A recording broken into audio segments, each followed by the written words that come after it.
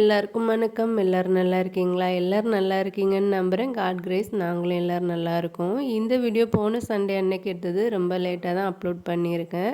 அன்னைக்கு 2 நாளாகவே இங்கே நல்லா மழையும் குளிருமா தான் இருந்தது. மதியம் 2 மணிக்கு மேலே தான் லஞ்ச் சமைக்கவே ஸ்டார்ட் பண்ணியிருந்தேன். இங்கே பீஃப் இறைச்சியெல்லாம் வாங்கணுன்னா மார்க்கெட் போய் தான் வாங்கணும். எங்கள் வீட்டிலேருந்து ஒரு 5 கிலோமீட்டர் தூரம்னா அதுக்கு சோம்பேறித்தனம் பட்டு எங்கள் பக்கத்தில் இருக்க சிக்கன் கடையில் சிக்கனை வாங்கி சமைக்கிறது. இன்றைக்கி இவருக்கு பீஃப் சாப்பிடணும் போல் இருக்குன்னு வாங்கிட்டு வந்து கொடுத்துருந்தாரு. நல்லா இளங்கறியாகவே கிடச்சிருந்தது. எப்பயாவது தான் இந்த மாதிரி கிடைக்கும். இளங்கறியாக இருந்தால் சாப்பிட மட்டன் மாதிரி இருக்கும். அதுவும் பெரிய பெரிய பீஸாக தான் கட் பண்ணி தருவாங்க. அதை அப்படியே சமைக்கிறது நல்லா இருக்காது. அதனால் நான் குட்டி குட்டியாக கட் பண்ணிடுவேன். அப்போ தான் சாப்பிட நல்லாயிருக்கும்.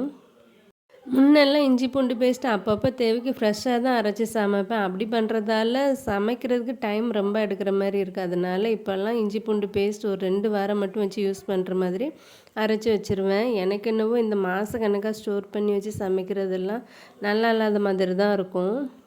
நான் 100 கிராம் இஞ்சிக்கு 75 கிராம் பூண்டு அந்த அளவில் தான் எடுக்கிறது. கப் அளவுனா 1 கப் இஞ்சிக்கு 3/4 கப் பூண்டு இந்த அளவில் தான் அரைப்பேன். இது வெஜ்ஜு நான்வெஜ்ஜு எல்லாத்துக்குமே கரெக்டாக இருக்கும். நல்லா மசாலா எல்லாம் வறுத்து சின்ன வெங்காயம்லாம் போட்டு சூப்பராக குழம்பு வச்சு மதியம் லஞ்ச் எல்லாம் சாப்பிட்டு முடிச்சதுக்கப்புறமா ஈவினிங் நல்லா ஸ்ட்ராங்காக ஒரு டீ போட்டு குடிச்சிட்டு அப்படியே இந்த வாரத்துக்கு தேவையான காயெல்லாம் கடைக்கு போயிட்டு வாங்கிட்டு வந்துடலான்னு கிளம்பியாச்சு. இதெல்லாம் எடுத்து உள்ள போய் அப்பதான் நான் போட்டுருக்கேன்.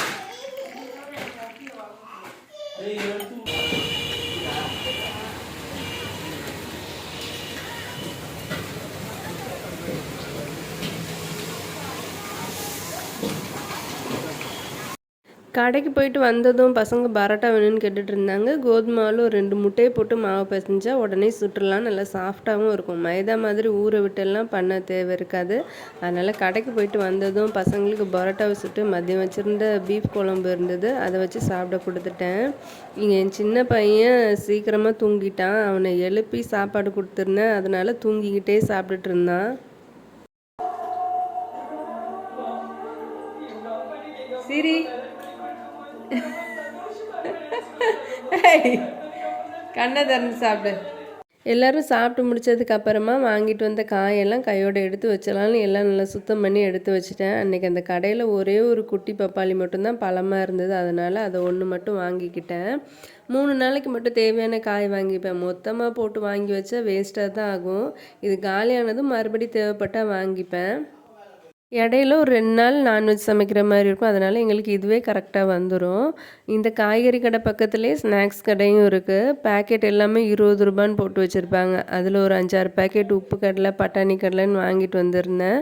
100-150 ரூபாய்க்கு வாங்கினாவே நல்லா கவர் ஃபுல்லாக வந்துடும். இந்த மாதிரி வாங்கி வச்சுக்கிட்டோன்னா ஒரு 2-3 நாளைக்கு ஸ்நாக்ஸுக்குமே எந்த பிரச்சனையும் இருக்காது. வாங்கிட்டு வந்த காய் ஸ்நாக்ஸ் எல்லாமே எடுத்து வச்சாச்சு. அவ்வளோதான். அன்னைக்கு சண்டே எங்களுக்கு இப்படி தான் போச்சு. இதோட இந்த வீடியோ முடிக்கிறேன். மீண்டும் இன்னொரு வீடியோவில் சந்திக்கிறேன். தேங்க்யூ ஃபார் வாட்சிங்.